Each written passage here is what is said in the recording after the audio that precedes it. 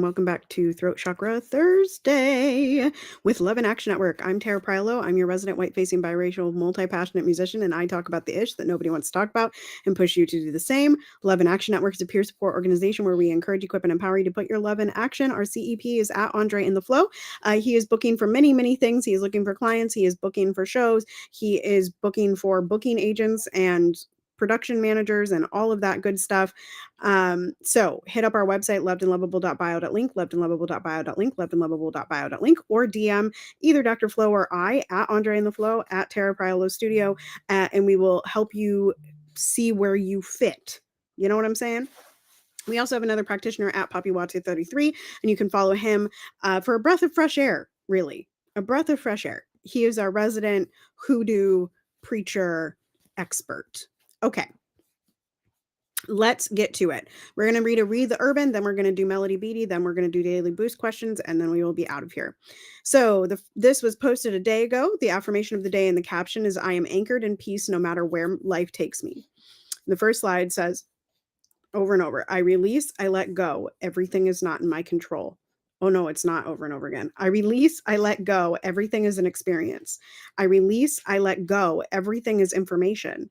I release, I let go. Everything is in divine flow. And if you want to know more about divine flow, make sure you're joining Dr. Flo in the mornings and throughout the day over on TikTok and other platforms for flow, you know? Tough times call for more intentional self-care.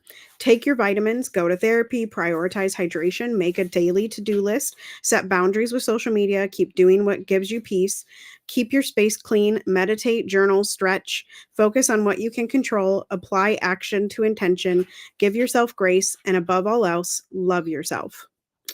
Sending love to everyone facing an uncertain future. May you find courage in your heart, peace in the present moment, and trust that there is a community ready to uplift and support you through whatever comes next. Proud of everyone making the effort to grow and become their best self, especially in these turbulent times. To everyone grieving, allow yourself to feel joy, even in the midst of loss. You are allowed moments of happiness, and they do not diminish your love or the depth of your mourning. Remember, love isn't measured by suffering. I got to read that last line one more time. Remember, your love isn't measured by suffering. Where did that just go? Remember, love isn't measured by suffering. I'm going to put that in. I'm literally doing it right now. If y'all want to join the Telegram chat, you most definitely can. Again, just go live chat us at the website, or you can stop off in our DMs. I'm going to put this in Team Better. And it says, quote, remember, love isn't measured by suffering.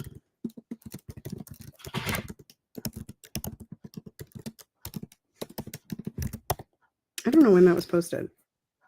I think that was yesterday. Yeah, okay. Today. Okay, next slide. Proud of anyone simply getting through each day right now. Sometimes simply surviving is more than enough. To everyone who didn't give in to their darkest thoughts this year, I'm deeply proud of you. I'm grateful you chose to stay. You are needed here. Find joy wherever you can, as much as you can. May you attract relationships where conversations feel like bridges, not battlefields. You deserve a life that feels good for your nervous system. Do whatever it takes to get there. Hold on to your softness. Sometimes you gotta light a candle, play some Cleo Soul, and just breathe. And then there's an ad for their book. Okay, that was meaningful. I didn't expect it to be meaningful, but that was meaningful. Let's read day 5 of this week, which is generosity, I do believe.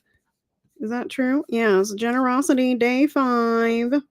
This is 52 weeks of conscious contact with Melody Beatty, or by Melody Beatty. We don't want to overextend ourselves, and we need to consider our commitments carefully. But it doesn't hurt any of us once in a while to loosen up and say yes. Action. Sometimes it's okay to give people what they ask for and want. It's okay to be generous with yourself too. Don't just give what you'd like to receive. If you decide to give, consider giving people what they want. I'll read the action one more time. Sometimes it's okay to give people what they ask for and want. It's okay to be generous with yourself too. Don't just give what you'd like to receive. If you decide to give, consider giving people what they want. I agree with that as long as you're giving from your overflow, as long as they're not taking from your principle, as long as they are respecting your boundaries that you have set, and as long as they are doing what you have asked for in return. I think it's really hard to continue to be generous over and over and over and over and over again when you are not receiving the same generosity in return. And I find that in many of my relationships, and those are the relationships of the people that I don't talk to. There are people out there, but I don't reach out to them, or because they leech off of the generosity, even though they're leeching off of my overflow, because I do not allow people to pull off my principle anymore, except for my child, because that's what it is. Okay. Last but not least, we're doing throat chakra daily boost questions. Reflecting on the throat chakra, also known as Vishuddha, involves exploring aspects of communication, self-expression, and authenticity. Here are some questions to guide your reflection. Let's see. I feel like I've done the same ones for a while.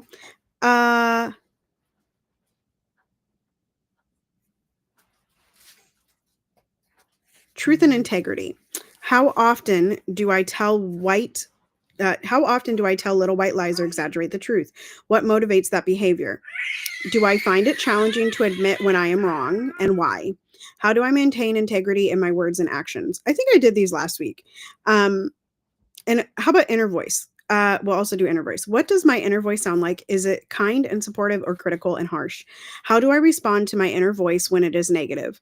What practices help me tune into my inner guidance? So I'll read those questions one more time, and I'll answer a few of them. And then, like I say, we'll be out of here. Truth and integrity. How often do I tell white lies and exaggerate the truth? What motivates this behavior? I would say I don't do it as often as I did when I was younger. That is just my child learning their voice. Just is what it is. Do I find it challenging to admit when I am wrong? And I remember talking about this last week, and no, I don't find it challenging. I usually just believe that I am in the wrong, and that's that. Like, I am always wrong, and so it's not difficult for me to admit that I'm wrong. How do I maintain integrity in my words and actions? I try to supply support in the way that people ask for it. What does my inner voice sound like? Is it kind and supportive, or critical and harsh? It really depends on what the topic is. How do I respond to my inner voice when it is negative? I don't Pollyanna around it. I usually feel like that's something to be listened to and not ignored. What practices help me tune into my inner guidance? I read, I write, I post on the internet, I sing, all of these things help me get closer to me. Okay, that has been Daily Boost. Continue to be anti-racist, be safe, wear a mask, make good trouble, do good work. I love y'all hardcore. You are loved and lovable, and ain't nobody can change that. Joy is our revolution. Step into it, belong to it. I will see you, I think, on Saturday. Yeah, I'll see you on Saturday. Dr. Flo will see you tomorrow, and we will see you on the podcast. Toodles. Where's my thing? Toodles.